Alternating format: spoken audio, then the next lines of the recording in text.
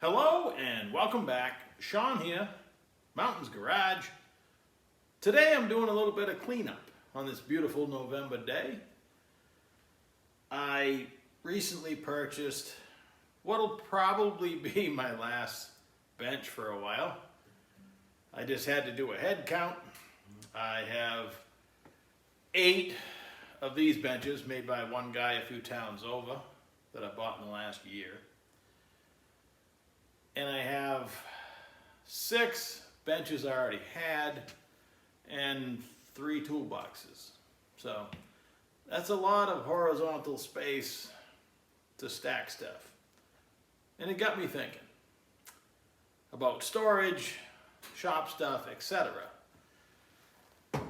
My goal for this bench, each one has a purpose.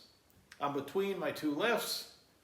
It's nice, because most of my other benches end up with things on top of them.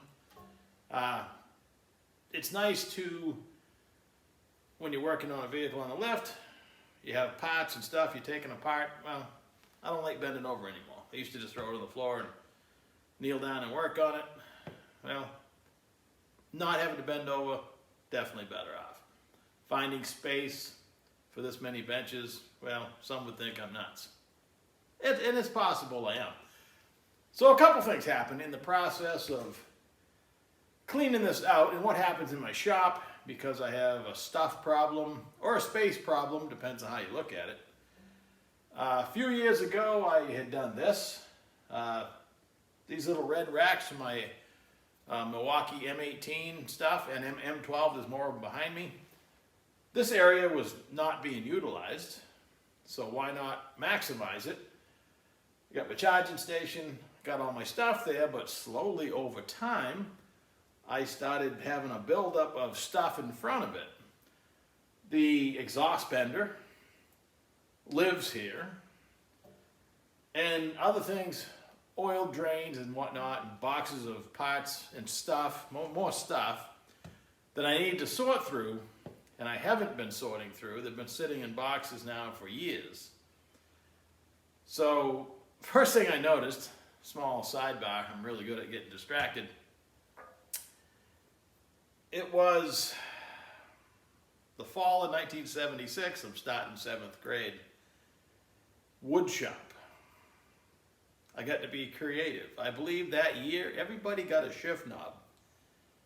I laugh at it when I found this was in my dad's stuff.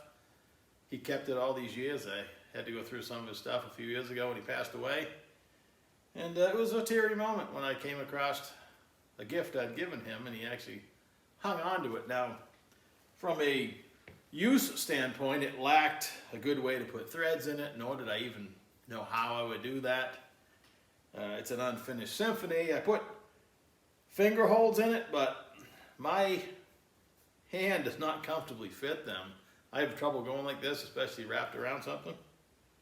So I laugh at it, but it's, at this point, I need to find a good use for it because it's a good memory, fun to think about. So I found that in one of the boxes, and it, pretty much made my day. The stuff problem is somewhat new to me because it's only been the last 8 or 10 years where I have been able to retain things. In fact, when I left my real job and started my career here behind my house, part of my, I wasn't sure where I was going to land or what I was going to be doing. I knew I'd be doing automotive stuff, but I thought it would be fun to buy and sell stuff, Buy high, sell low, make it up in volume. So I started collecting stuff. It didn't take long for word to get out. If you got something to sell, call Sean.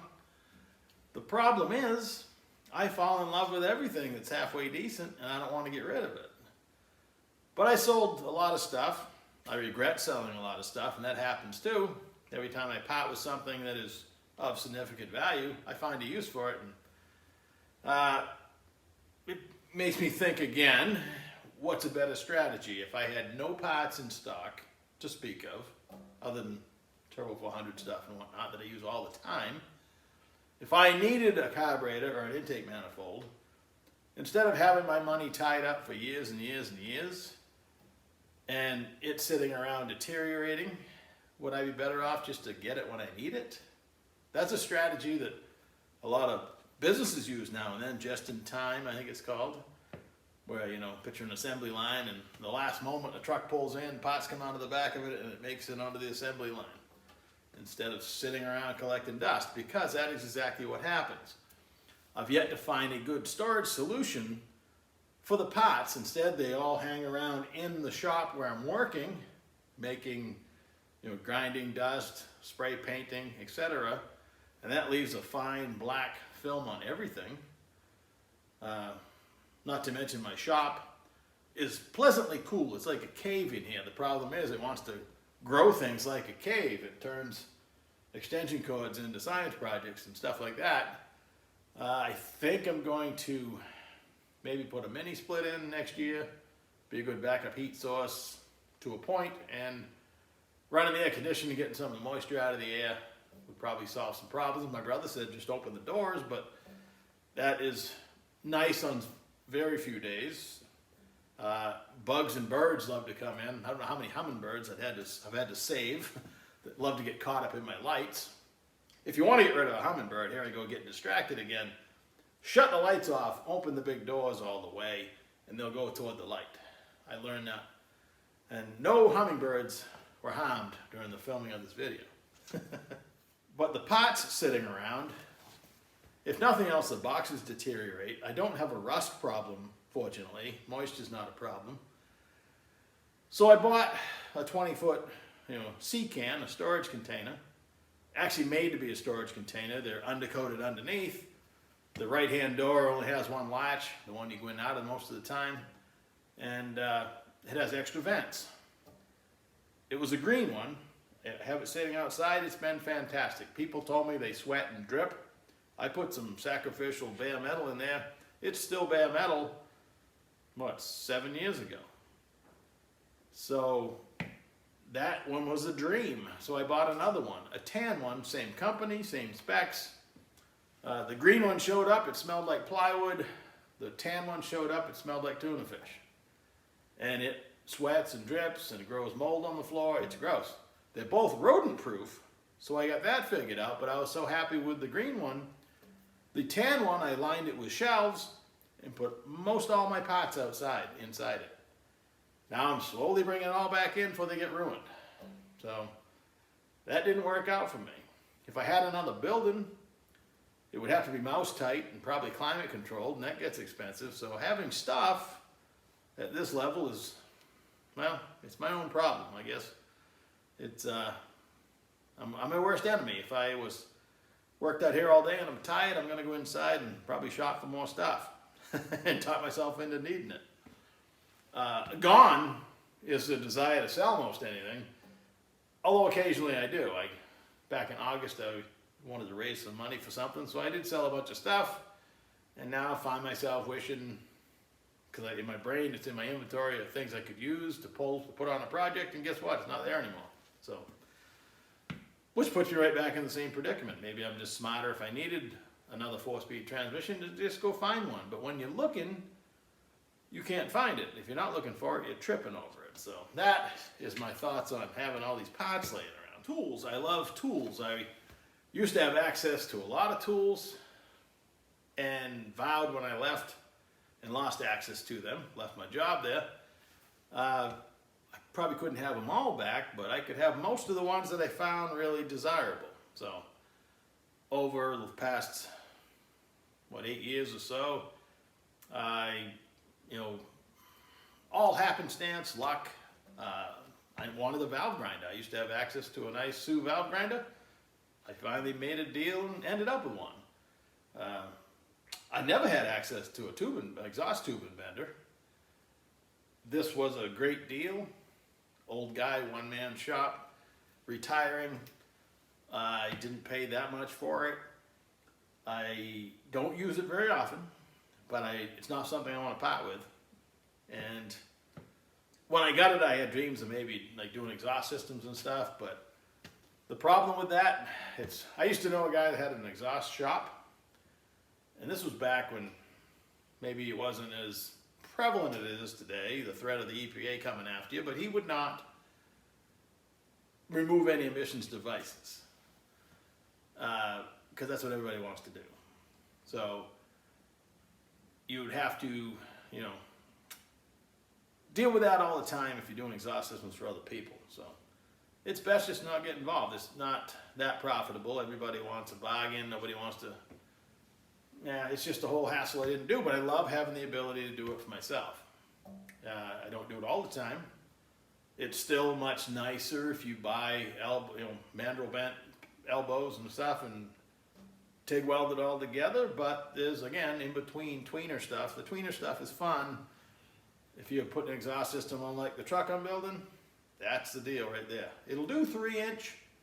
It does make crinkles on the inside of the bend. 2.5 and down is mint. And you can buy like 410 stainless, and it bends like regular steel and definitely lasts longer than the galv. Even the coated stuff lasts a long time. So I love my exhaust bender. Here it lives. No problem then. Waste oil. What do you do with it? I ask everybody that, for instance, is going to drop off a transmission to please drain it before it gets here. About half the people listen. Some flood my driveway with oil in my shop just trying to get it in here. Other people are really good about it. So, but there's no way around it. Even if the transmission's been drained, you end up with another 3/4 of a gallon of oil stuck inside it, probably. So, what do you do with it? I used to have, well, I still have this. This is a red roll-around drain bucket, excuse me, right here. It holds maybe 15, 20 gallons. The problem is when it's full, you got to do something with it. I also used to have a 30-gallon barrel. I got another 20 sitting here, half full. It seems when they're full, it's probably spring or summer. The guys that burn waste oil aren't looking for it. So you're lucky you can find somebody to take it. My local transfer station, I used to be able to haul them down there and dump them into their rig. A buddy of mine would go with me, they got a big funnel, would empty them out that way. They passed a new rule that you can't even bring a 5-gallon container. It has to be smaller than a 5-gallon container. Well, as it worked out, we ended up with cats again. And the cats schedule is just about what my waste oil schedule is. So I just take these, fill them up, and it's actually way easier. It's the easiest way I've ever dealt with waste oil. I have to go to the transfer station once a week to drop off my trash. It's a pretty good deal, $25 a year. You can go there 4 days a week. They're only open 4 days a week. That's okay. I only go once a week, and other than large items you'd have to pay a little extra for, $25 a year. I know all the guys there. It's kind of like, going to the mall. Sometimes you find some good stuff down there. But just drop this off on the way to throw the trash in the compactor, and everything's good. So that's my answer to that. I'm down to 2 plastic drain buckets, and neither one was ever a dedicated oil drain bucket. I had 2 break on me last week. They were black and round, had a little funnel piece, and they're actually made cheaply for an oil drain bucket. I think I got them probably at Walmart or someplace like that. Might have been Walmart, O'Reilly's, I'm not sure. I have a few really nice Mac or Snap-on drain buckets. They're green. I like to keep those for antifreeze. I do have a black one for oil. That's an option, but I like the metal ones. I have an old metal one, used to be my dad's. That thing's tough, and the plastic ones, just the other day, I was stripping a transmission, a piece fell into it. It was the Sun tube out of a Turbo 400. Split it in the bottom with about 1.5 gallons of oil in it. When I came back, another flood. So I think metal or a really tough plastic will be the call, because I'm sick of cleaning up oil. Well, I guess I've rambled on about nothing enough today.